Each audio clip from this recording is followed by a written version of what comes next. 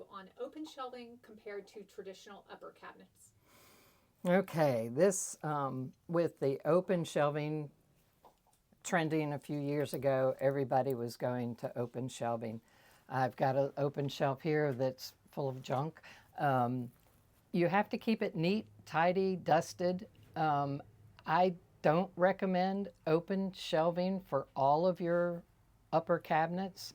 I feel like unless you are really organized and clean a lot, it's going to be more frustrating than it was worth the look for.